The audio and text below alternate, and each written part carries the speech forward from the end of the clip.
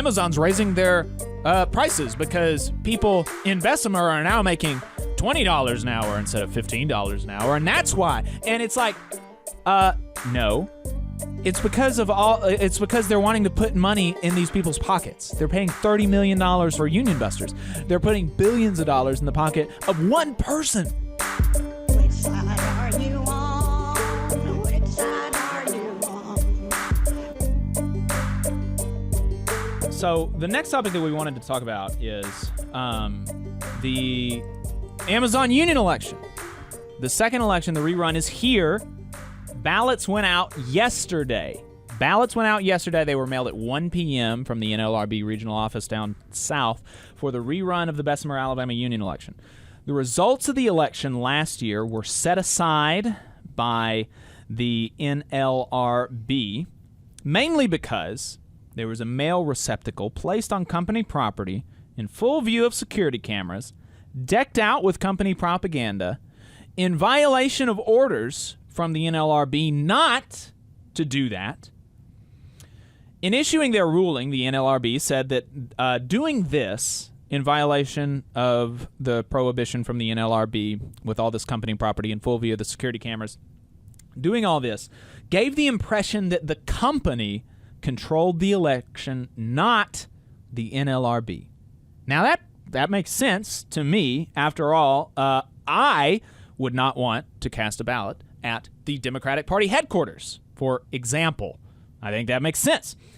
Well, they've got another one out there. Amazon has another mailbox out there, which the NLRB this time is saying is fine because it's like not. It's a little bit further away, and it doesn't have company propaganda on it, but it's still in view of the security cameras, according to the union. And I'm not like I don't understand the NLRB's reasoning on this. If it was enough to totally like set aside an election, why would you even allow it there? Because there's no reason other than the election that Amazon is putting forward to have this mail receptacle there. It's not necessary. Not necessary for the running of the business. It's only for the election. There's no reason. Just don't have it there. Just don't have it on company property. Yeah, I thought that was interesting, too. And the latest updates that came out yesterday, I got the impression that the labor board is going to just kind of take the approach of, hey, we're at the election point. The ballots are going out. We'll deal with any fallout or complaints afterwards. Maybe, that's my interpretation. Maybe I'm wrong there, but that's the vibe I got, that they're sort of just at the point of no return now, and they're going to deal with any sort of complaints after the fact. Because I saw that too. It was a little confusing, especially when the union said, hey, it's still in view of a security camera, and that still, provides some chilling effect, I think. Rationally or irrationally, you should not have a chilling effect conducted in what is supposed to be a neutral, fair, free election. Yeah. It doesn't make any sense to me. I don't understand it.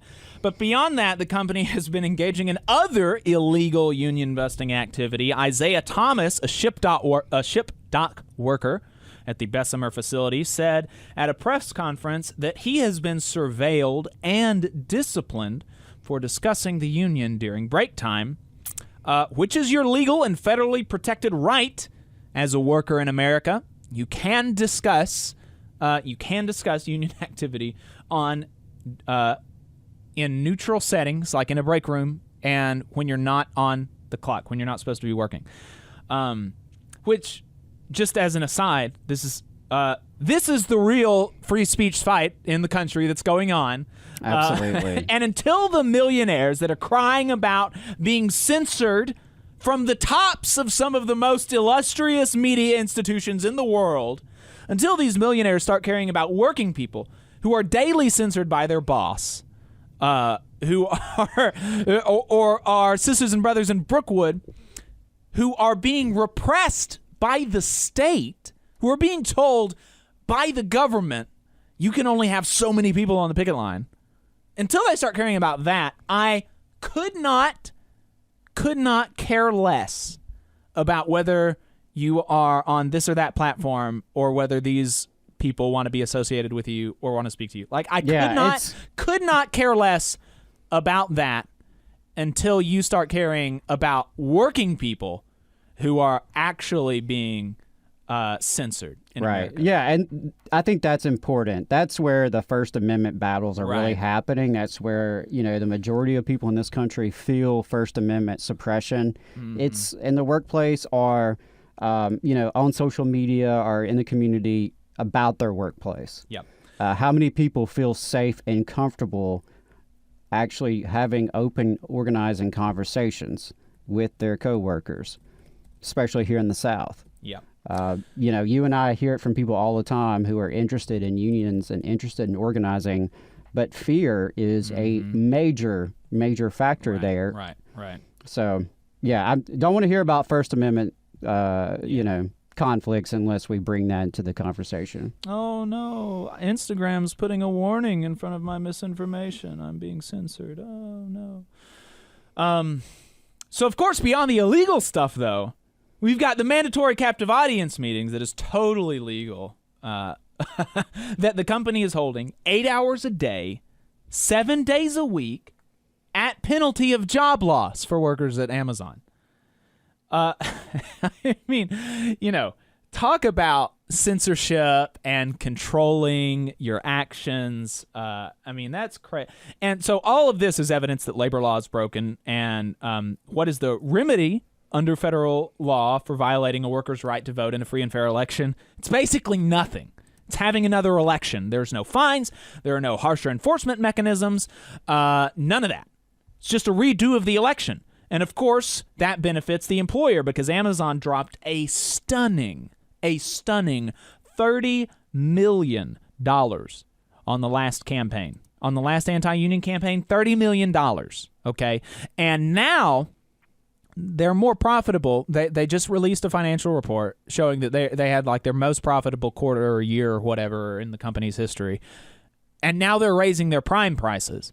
And so people are going to, if the union goes through, if and when these workers win their union election, there are going to be people on the radio that say, the Amazon's raising their prices because people in Bessemer are now making $20 an hour instead of $15 an hour, and that's why. And it's like, no. It's because they're wanting to put money in these people's pockets. They're paying $30 million for anti-union for union busters. They're putting billions of dollars in the pocket of one person. One person. Same thing with Starbucks. I mean, you've already seen Starbucks say that they're going to be raising prices, and there's already some conversations pinpointing that back at the workers and the unions. Right.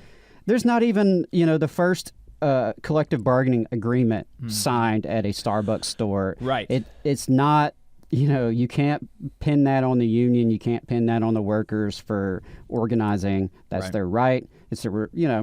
That's what they should be doing. And we're proud of them for doing it. There are many ways that corporations can take, many actions they can take before they decide to raise prices on a consumer. Starting with all the money they send to their union-busting law firm friends. For comparison, RWDSU spent like $700,000 to $800,000. But it's more difficult for RWDSU to do another campaign than Amazon because RWDSU is funded by workers. Workers contribute $10 a week in their dues. Members of RWDSU pay $10 a week for their dues. And that's how they have, hundreds of thousands of members across this country and Canada that do that. So $700,000, $800,000 is a lot more difficult for them to come up with than $30 million is for Amazon. But despite the deck being stacked against them, and it would, and just to be clear, it'd be stacked against them by the nature of the fight that they're picking, even if labor law actually protected workers and their rights in this country. But despite the deck being stacked against them, some of these workers are hopeful. I mentioned last week that several unions have been supporting the campaign, including my own. AFGE has 6 organizers down there, and you just heard Dee Taylor from the international president of Unite Here mention that they have several organizers several unions, Teamsters, SEIU, Unite Here, AFGE, and others are basically just giving RWDSU organizers for months at a time to support this campaign. And that's awesome. The North Alabama Labor Council resolved in December to spend at least one day down there per month making house calls with RWDSU, and last week was the first time that we did that. The company has been trying to make this sound terrible in the messages that they bombard their workers with, saying, quote, many have expressed concerns with inconvenient home visits and phone calls by union organizers. I want to know how many is, okay, and what these concerns look like. Because it's much less inconvenient and concerning than a captive audience meeting that the bosses force you to sit through, I would say. If you don't want to talk to me, you don't have to. You can just say, I'm not interested, and I will walk away. Right. There's not the implicit, power dynamics there because you don't employ them. You have no power over them. But people talk about, the union is going to coerce people if we have card check. Yeah, the union is the union. Workers are the ones who have coercive power in employment situations. I mean, are they talking about peer pressure? Yeah, I mean, because yeah, that's a thing. We all experience that as children and adults. Peer pressure is a real thing, but that is not at all comparable. Yeah. To having the power of hiring and firing, the power to take away someone's health care, their ability to put food on the table. Right. And I was going to ask, since you're more up to date on it than I am, is Amazon still sending out these text messages through their... They are. Okay. Yeah. So Amazon is still bombarding their workers that's with the where text that message. messages. That's where that message came from. Is a Amazon worker tweeted out a screen cap of it. And so you can tell us you're not interested in talking, and we'll just walk away because we don't. I mean, that's all we can do. We just walk away and say, okay, well, I'm not going to talk to you. If you tell your boss, I'm not interested in hearing your anti-union crap, I'm going to continue doing my job, or I'm just going to go home. You can be fired. But the conversations that I had on Saturday were great. Basically, everybody that I spoke to invited me into their home.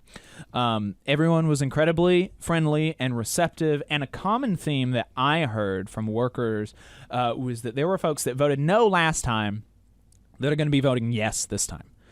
Because they told me immediately after the campaign was over last year, the changes and the nice facade that Amazon had put on for the campaign, saying, "Oh no, you don't need to unionize. You don't need to unionize.